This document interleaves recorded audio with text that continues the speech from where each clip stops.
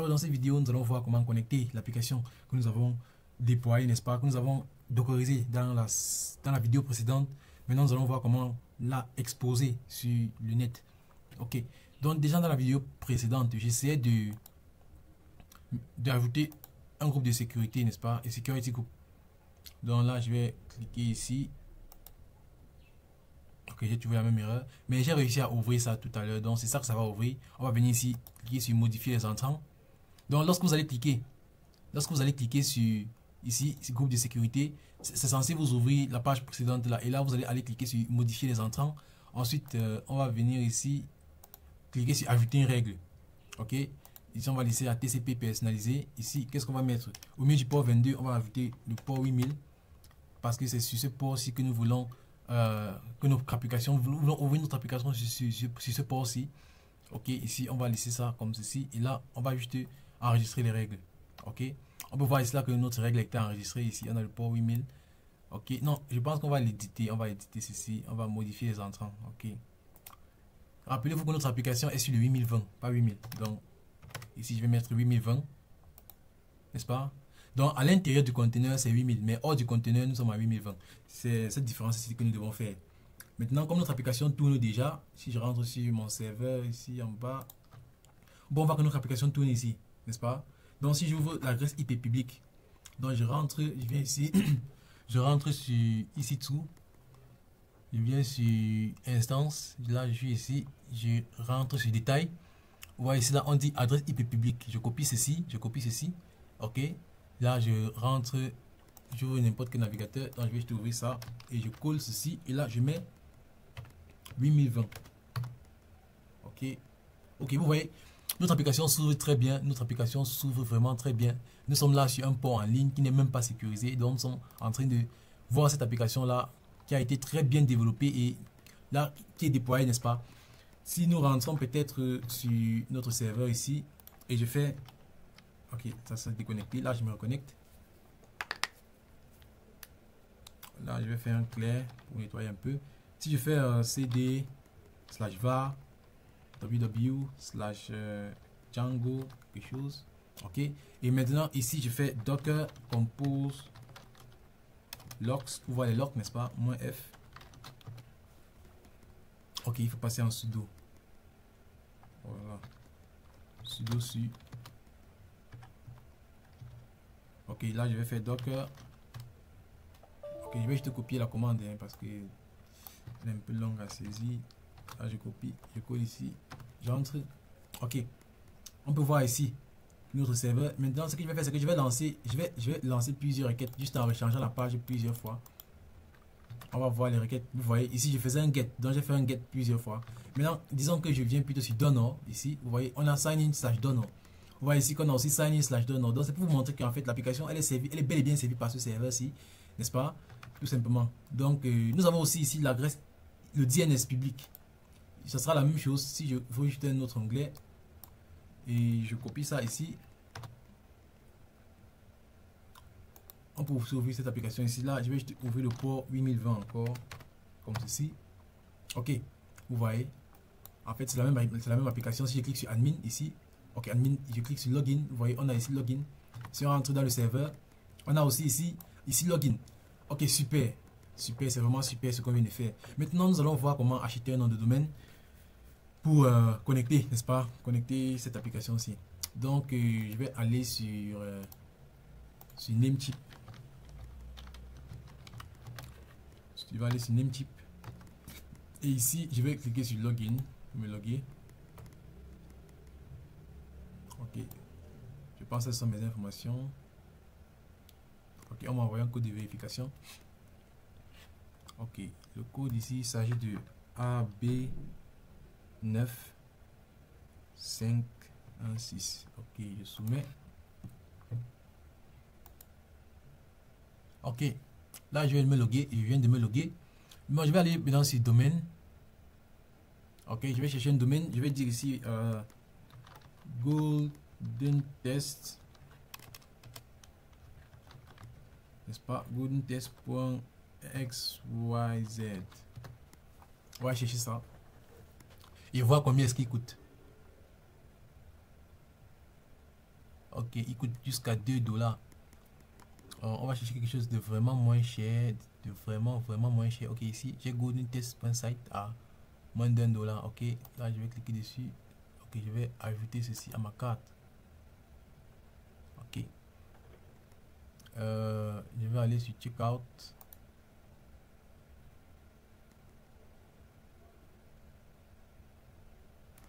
Ok, ça charge. Je regarde, je vois que j'ai ici 0,6. Ok, il y a un truc threshold là qui va aussi me coûter plus 18 dollars. Alors je fais la transaction avec ma carte bancaire.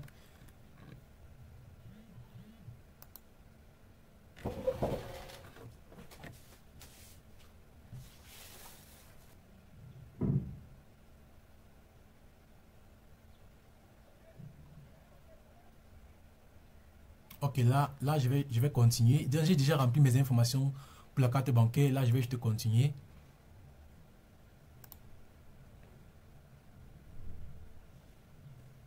Ok, pay now.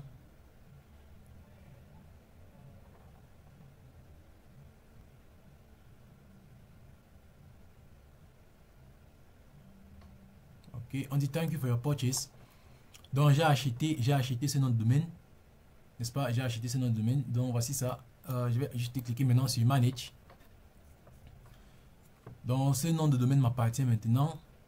Oui, voici ça, Golden Test.site. Et là, je descends. Ok, vous voyez, j'ai des choses ici. Ok. Maintenant, il va falloir qu'on définisse les name servers, n'est-ce pas? Il va falloir qu'on définisse les name servers. Je pense que on va aller sur Custom DNS. Mais il y a un truc que je ne sais pas encore faire et je pense qu'on va prendre ensemble dans cette vidéo. Je vais juste venir cliquer sur New Conversation. Ok, ça dérange. Je vais juste venir ici. Ok, donnez-moi une minute. Je clique là. Ok. Donc, je vais demander I just bought a domain name on Namecheap. How can I declare the name services for an EC2 instance where I'm supposed to deploy my application?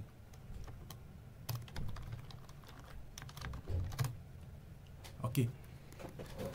Donc en fait, ce qui se passe ici, c'est que on vient d'acheter le nom de domaine, mais maintenant il faut définir, n'est-ce pas, le name service ici, le custom DNS.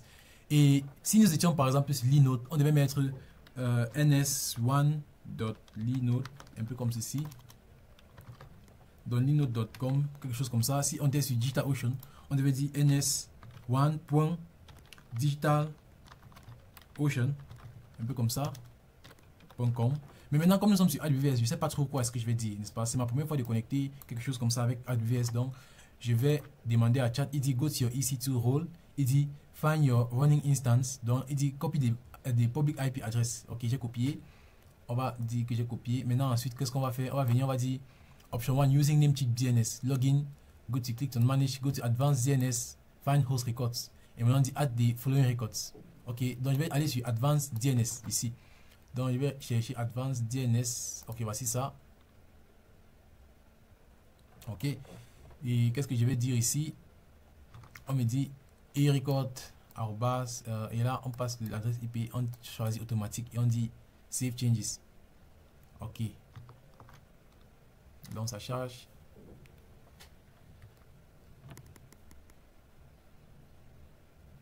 Ok, je vais recharger. Donc je vais juste recharger un peu. Peut-être c'est là.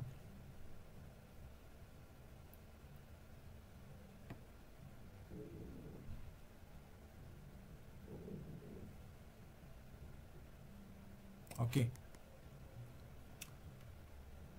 D'accord. Donc si je rentre ici, on a dit Advanced Find Host Record Section and then add a new record. Donc il faut que j'ajoute un nouveau record ici. Donc comment faire? Voici le host. Il faut que je trouve si. Ok, add new record. Voici ça.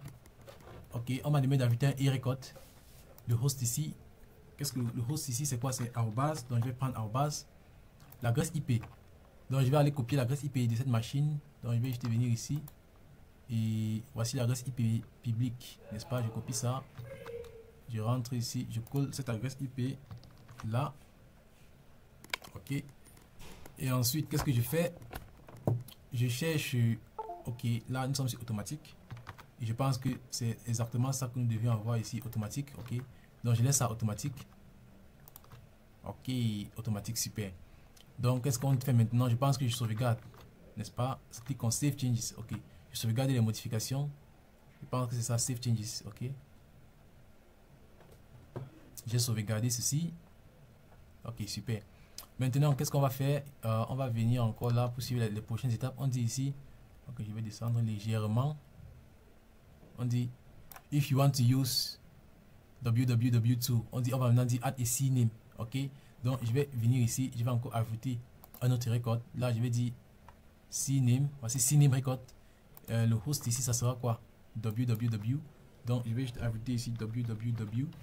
Et là, le target, ça sera, ok, ça sera le nom de mon domaine. Et ici, on sait que le nom de mon domaine, c'est quoi? C'est golden.site. Donc, je vais juste copier ça. Et je vais le copier ici. Ok. Et maintenant, automatique, je laisse ça automatique. Super. Et là, je sauvegarde. Ok. Donc, je pense que ce sera tout. Maintenant, option using AWS Route 53. Bon, on va pas utiliser ça. On va pas utiliser ça. Maintenant, on va dire test your domain name. Ok. Test your domain name. Donc, maintenant, pour tester le nom de domaine, je vais utiliser cette commande ici. Ou bien je vais utiliser celle-ci. Bon, je vais préférer utiliser le DIC. N'est-ce pas? Donc, on va juste rentrer sur ça. Je vais faire CTRL-C. Faut arrêter.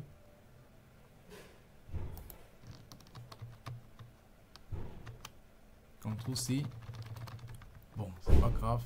Je pense que ça va peut-être bugger. Il y a le DNS Checker. Ok. Le DNS Checker, c'est une application qu'on a développée pour tester les noms de domaine. Donc ici, on peut entrer notre nom de domaine. Ici, c'est coding test.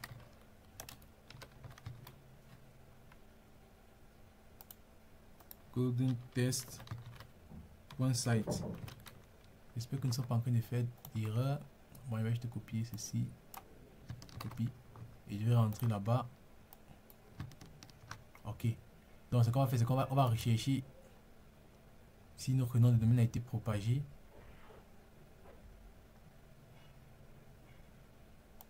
Ok, je vais regarder peut-être en EE, en EE. Ok, là je recherche encore, c'est pas tout bon. Je vais regarder en CNAME.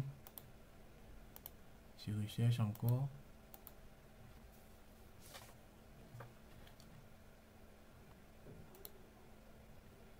Ok, notre nom de domaine n'a pas été propagé.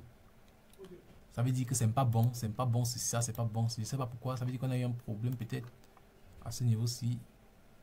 Il faut rassurer-nous que ça c'est bien l'adresse, ça c'est bien l'adresse de notre machine, n'est-ce pas? On va se rassurer de ça. Donc je vais venir encore ici 1360. Ok, ça c'est l'adresse IP privée. Donc c'est pas ça qu'on va utiliser, mais c'est plutôt ceci qu'on est censé utiliser. Donc je la copie encore 60. Ok. Ici c'est 60 87 68. C'est bel et bien ça. C'est bel et bien ça.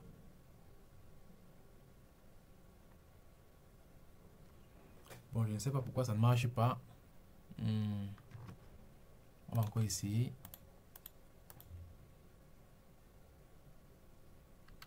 Ok.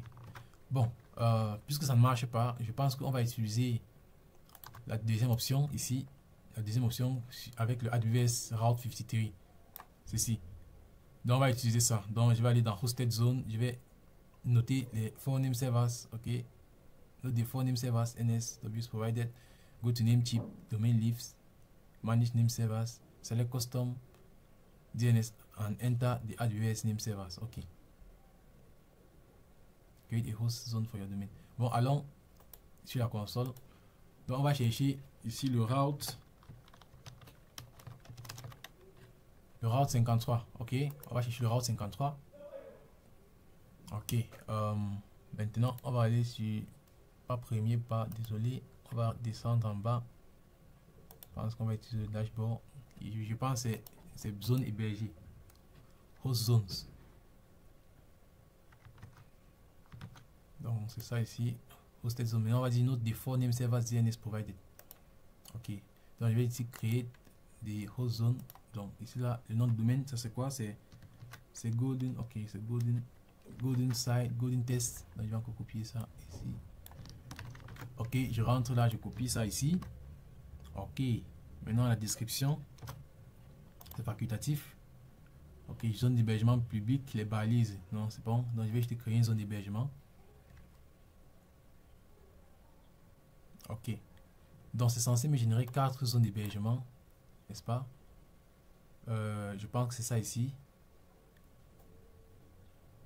Donc ce sont les name services et voici les 4. Donc je vais copier ceci, je vais copier ça. Donc on a le ns.net. Donc je vais maintenant rentrer sur domaine puisque ceci ne marche pas. Et on va voir ici qu'il y avait le custom domain ici. Donc le premier ns, ça sera ça. Ok, ensuite qu'est-ce qu'on a? On a ici le ns.uk. Ok, je copie ça, je colle.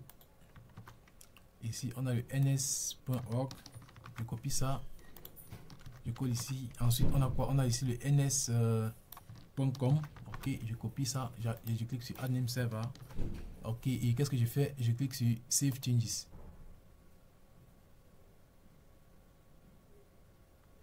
Ok, ça a été sauvegardé. Maintenant qu'est-ce qu'on fait? On va rentrer sur nos étapes. C'est le custom domain and enter the AWS name servers. Maintenant in route 53 and add an area code pointing to your IP address. Donc maintenant il faut qu'on ajoute un area code ici. Donc nous sommes là. Donc je pense que nous sommes plutôt ici. Est-ce qu'on a créé? C'était ici. Non, pas ici, c'est pas ici. Oh, je copiais ça d'où? Je copiais ça d'où? Désolé si je suis un peu perdu. Ah, j'étais ici. Ok, maintenant il faut qu'on ajoute un e-record, n'est-ce pas? Il faut qu'on ajoute un e-record. Il faut qu'on ajoute un e-record.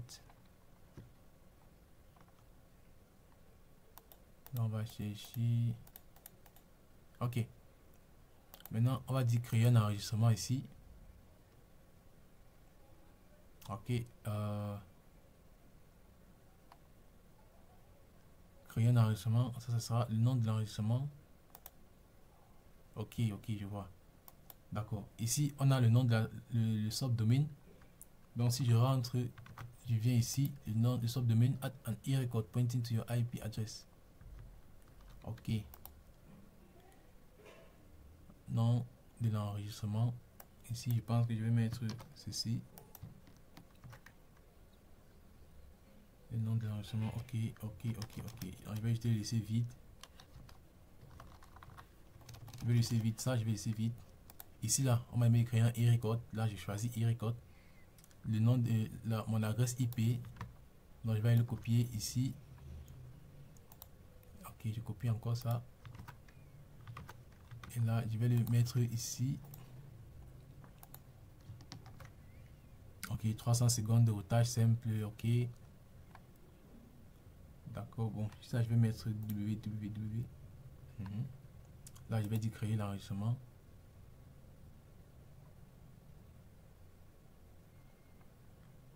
Ok, l'enregistrement a été créé. Donc, voici ça ici. Voici ça. Donc, si je rentre maintenant sur les étapes, on dit maintenant ici, test your domain. On va dire ping ça ou bien dit ça. Ok. Donc, je rentre juste là. Je teste encore peut-être ça pour voir. Ok, vous voyez. Maintenant, ici, si vous remarquez, on a vous pouvez remarquer qu'il y a les tics. Donc, ce n'est plus rien que les croix. Ça veut dire que la propagation est en train d'être faite. La propagation est en train d'être faite. Donc, si je fais www. aussi, je cherche, vous voyez, la propagation est en train d'être exécutée. Super. Donc, ça veut dire que notre nom de domaine est sécurisé. Donc, si je copie ça, j'ouvre encore ça, je colle ça ici. Je tape entrée.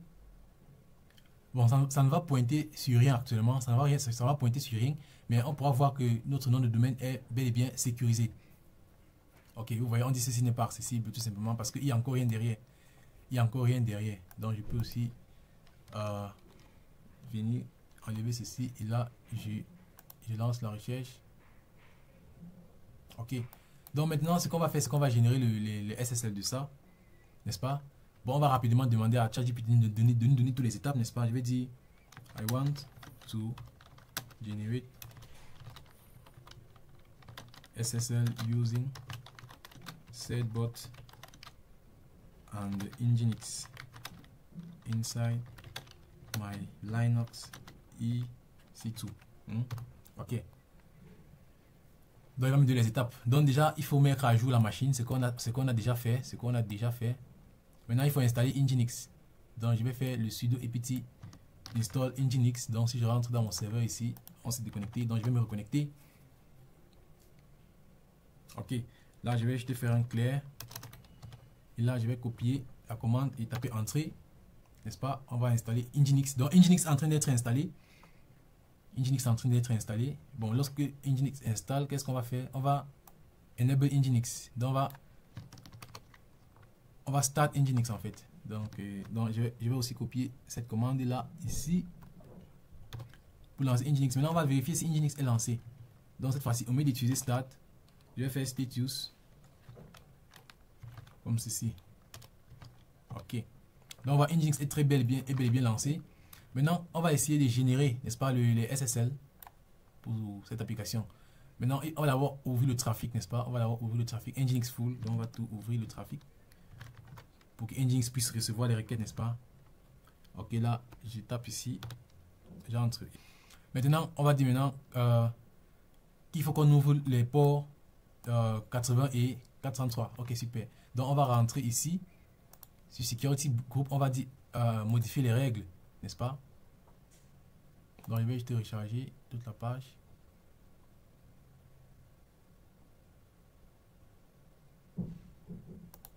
Ok, je vais recharger. J'ai encore ce même problème. Je ne sais pas trop pourquoi est-ce que ça persiste, mais ok, là je vais cliquer ici et je vais revenir sur Security, dans sécurité, et voici les groupes de sécurité ici. Donc je clique sur ça. Voilà. Bon, je vais rentrer. Donc je vais encore recharger la page. Ok. Donc je vais cliquer sur modifier les règles. Ok, ça c'est ouvert. Donc je vais ajouter une nouvelle règle. On m'a demandé d'ouvrir les ports 80 et 443. Donc ici je vais mettre 80, n'est-ce pas? Et là je ouvre tout. J'ajoute encore une autre règle ici. Super. Là je mets 443. Donc si je regarde encore les étapes, ici on dit 80 et 443. Ok. Donc 443, ici 00. Je vais là supprimer, non. Là je vais dire enregistrer les règles. Ok. Les règles ont été enregistrées ici, n'est-ce pas? Ici on a le 43 et on a le 80. Donc si je rentre sur les étapes, qu'est-ce qu'on fait ensuite? Ici on dit installer Certbot. Donc là je copie ça pour Ubuntu. Ok, là je rentre ici, là je copie ceci, j'installe.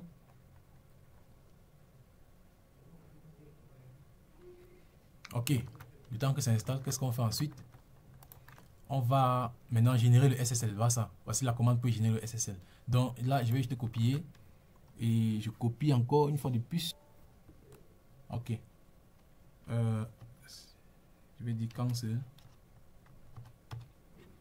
Ok, cette commande ici, on va la modifier. Nous savons que on doit passer ici, n'est-ce pas, nos noms de domaine.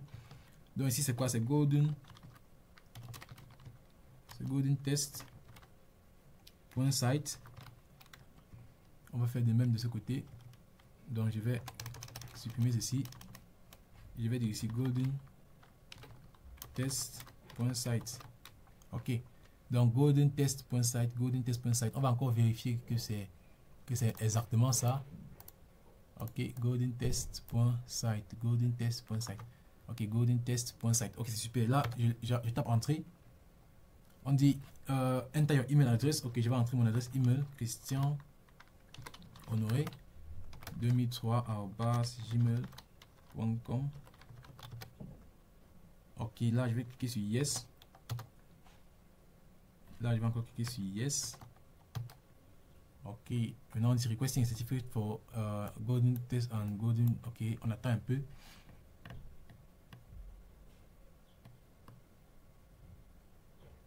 Ok, on attend, on patiente.